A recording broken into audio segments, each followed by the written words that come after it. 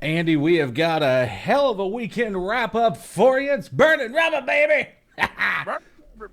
Yeah, producer Wayne, Andrew DeLay, and man, oh man, oh man, do we have stuff to talk about from this weekend. Fuel saving in Michigan for Denny Hamlin, Stewart freezing, breaking the winless streak, Stewart smoking them in Thunder Valley.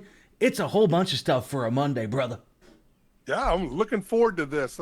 Other than, I guess, the biggest thing that happened in the Cup race was Alex Bowman took a hell of a ride and right into the fence. It was horrible looking. Yeah, he got airborne, and it was just that split second is all it took, and he was right up there in the catch fence. But I haven't heard any updates on his condition yet, but I'm He's assuming he's okay. okay. Yep, he's fine. All right, cool. At least he was after they talked to him coming out of the infield I was gonna say because you got to think it's been almost 24 hours since that happened, and usually that first 24 hours after the incident is when things get a little hairy. So Yeah, I guess. we'll look to see if we get any updates for you on Alex Bowman over the next couple of days, and we'll update you guys accordingly on our social media. But Denny Hamlin, talk about fuel strategy. The hamster definitely slowed the wheel down, Andy, and he got himself a W this weekend up in Brooklyn. Yeah, yeah, that was the big move there. I thought that William Byron had this race. He ran out of fuel.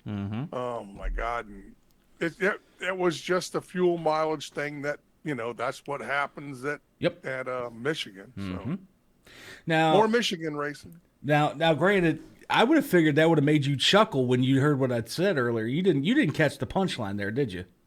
I didn't. I said the hamster made the wheel slow down a little bit.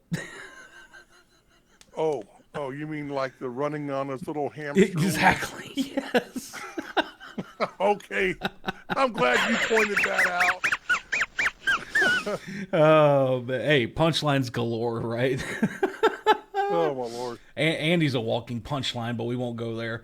Uh, but all right, so back to news and stuff here like that. And speaking of punchlines and breaking streaks and everything like that, here we've got to go over to the Craftsman Truck Series, Andy, because there's a couple of bits of good news that come out of this weekend up in Michigan for those guys, and that being Stewart Friesen snapping a 72 race winless streak. And I'm not going to lie, it was great to see him in victory lane this weekend. Oh my gosh, yeah, it was awesome. I didn't think he was going to win this race. It took forever to finish this race, restart after restart after restart. It was But pretty much an enduro is what it was. it pretty much was. And, folks cutting tires down on the green white checker and folks running out of gas. And there Stewart was at the end. It was good to see him win. Yep. And that was good. There's something else that came out of Michigan this weekend for the trucks. Would that be the fact that Dodge is coming back? Dodge is back in NASCAR, baby. Woo, Mopar. Now, So granted, there's granted, that's only going to be for the truck series as of right now. That news was made official this past weekend, and here's the interesting part too, and this is what a lot of folks don't realize, is it's actually no longer called Dodge when it comes to the trucks. They are just Ram trucks now. Ram. That's right. That's their brand. My question is, looking at the Ram brand and Mopar coming back, why are they wanting to go back into the Xfinity or Cup Series? What car? They don't produce a car anymore. They only produce SUVs and pickup trucks. Now Ram does. Dodge still has the Charger. I mean, albeit in its EV form. I was going to say, they quit making them in law enforcement anymore. I got a brand new a Dodge Durango. Yeah, I was going to say, and But those are some beautiful cars too. oh yeah, mine hauls ass. But Well, I mean, it's got to haul your fat ass. I mean, it's big enough. Jesus. oh my Lord. Oh, talking real quick about hauling ass, folks may notice my wonderful swag that I'm wearing today. What This you is got Joey there? Coulter. Yeah, this is Joey Coulter's freaking 02, the Gray Ghost Rum Runner shirt that I got on, and I just, Joey Coulter being a general of ours here with the BRR Army, I had to support his swag this morning too. Yep. Also, Wayne, while I'm talking about some of the BRR generals, another one of our BRR generals, Josh White, has been approved to run an ARCA. Yes. So it looks like Bristol is on babies. Josh, good job, buddy. Hell and folks, yeah. go check him out on social media and all like that, because you can get involved in bringing him to the track, because there's a lot of good things supporting him going this way. Now, I'd be curious too, because if you remember right, when we talked to our other BRR general, our newest BRR general from this past week, Natalie Decker, is that she went to the Dells to race. Do we know how that race turned out? All I saw is Derek Lemke's his race car between two tow trucks being towed off the track. Oh no! Yeah, that's as much as I know about that. So. I got a weird feeling I'm gonna have to call Natalie up and be like, "Hey, so did the pillow talk really get real? Like, oh my god, did you spit them out? Did you do something? Like what?" I don't know. She'd have to be standing in the pits throwing baby formula bottles at him as he went by. I'm sitting there wondering the exact same thing. Like, there you go.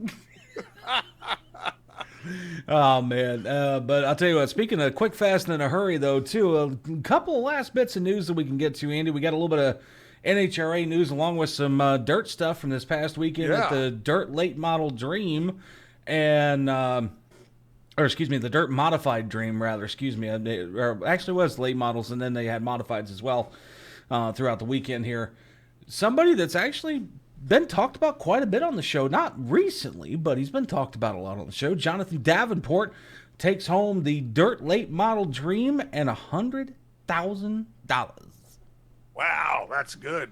Yeah, that was up at Eldora, correct? Correct. Yep, up in Rossburg, Ohio. They were able to get everything in, despite the weather being a bit of a blunderbuss this weekend. Yeah, that's it. But there was no Tony Stewart there. You know why? There was no Tony Stewart there because he was out winning once again, baby, in Thunder Valley and getting himself not only the Wally, he got himself the top qualifier at Thunder Valley. Tony Stewart, man. The old and fat guys doing it, bro. That's good stuff for Tony Stewart. I love to see Smoke out there doing that stuff. So he's going to have to give the seat back to his wife here sometime. Honestly, at this point, I think she's just having fun watching him have fun. You know what? It must be. And because I mean, he's out there killing it in the NHRA. I mean, he's done it in dirt. He's done it in asphalt late models. He's done it in NASCAR. He's done it in SRX. IndyCar. Now he's doing it in drag racing. Like, he's literally hit every discipline of motorsports that you can hit, and he's been a winner in every single one of them. That's right, man. He is definitely a GOAT contender for motorsports, period. Yep, exactly. And realistically, the only other person, in my honest opinion, that holds a candle to Stewart is Larson. Oh yeah, Larson can run anything, anywhere, anytime. Which by the way, speaking of Larson, did you notice he was limping around a little bit this past weekend? No, I didn't. You didn't notice it? I didn't. Well, so he did have a little bit of a limp. It wasn't much, but it was a little bit, because he was out running his midget earlier the weekend as well, and flipped the car.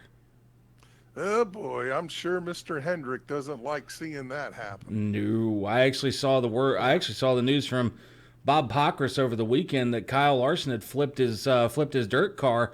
And now, granted, he got out, he was moving around perfectly fine, said he was okay, but when I was able to watch the pre-race in between work and everything like that on Sunday, But I did notice just a hair of a limp in the leg. Okay. So Hope he's all right. yeah, I think he'll be all right. It's just he's one of those ones that it don't matter if he gets hurt or not. He's going to be in the race car somehow, some way. That's just how he is. Well, talking about race cars, I at the beginning of the show here, I talked about Alex Bowman wrecking straight into the wall. I was thinking, guess who's got a lot of extra work this week? Oh, our boy Jeremy Taylor, baby, yeah. our resident BRR Army member who works on Alex Bowman's car. And I guarantee you, Andy, that car is pulling into the shop on Monday today, and Jeremy's just like, wow. he literally simply, wow, like, how, wow. But either way here, moving on along. Last bit of news that we're going to touch on here in the NHRA for the week, Andy, and that being that 3-time funny car. I think I lost Andy. Andy, plug your headphones in, son. I don't know. I can't hear him. I don't know where he's at. He's looking at me, but I guess I'm just going to do this one solo today. So either way, with that all said here. I'm back again. Oh, did you have to replug the cable in there, Andy? Like, come on. All of a sudden, my headphones lost connection. Jesus. I have no idea what you've been talking about for the last 30 to 40 seconds. Well, I will enlighten you then, because I told the fans this too, because, Jeremy Taylor, he's going to see Bowman's car come in to the shop on Monday today when the show goes up on our social media. He's just going to be like, wow. Yeah.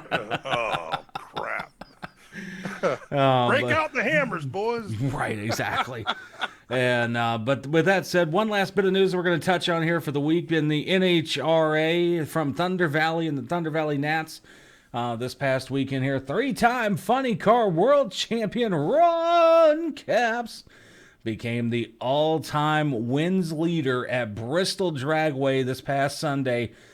Not only doing that, he also snapped a 33-race winless streak by defeating Paul Lee in the final round of the Super Grip NHRA Thunder Valley Nationals. Good for him. So, good stuff for Ron Capps this weekend. And actually, now they also did a Mission Foods Too Fast, Too Tasty challenge as well this past weekend here, Andy. J.R. Todd got the win in funny car on that one. Aaron Stanfield in Pro Stock. He's at it again. Gage Herrera wins the Too Fast, Too Tasty challenge. Now, I'm trying to see who got the... Let's see, that was Steve Torrance who got the back-to-back. Who got back in the win column for the first time in nearly a year. Okay, now that was... There was something else there with Smoke. Let's see now. I'm trying to see where... I'm looking to see if he actually won... Speaking of Gage Herrera, that is, in Pro Stock Motorcycles from this past weekend. Herrera reached the finals for the 3rd time in the year thanks to a round win. Oh, he got beat by Angie Smith. Oh, my gosh. Wow. But even though he got beat, he's still the points leader in Pro Stock Motorcycles. So by probably a mile. And but either way, folks, that's a quick one for the week here to get your week off right in motorsport style on Burning Rubber Radio.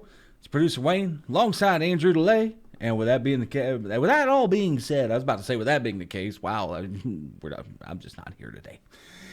We'll be back Friday. Yeah, right. We'll be back on Friday for sure with a gas and go chef. for you. Yeah, NASCAR chef will be with us. So yeah, that'll be all good.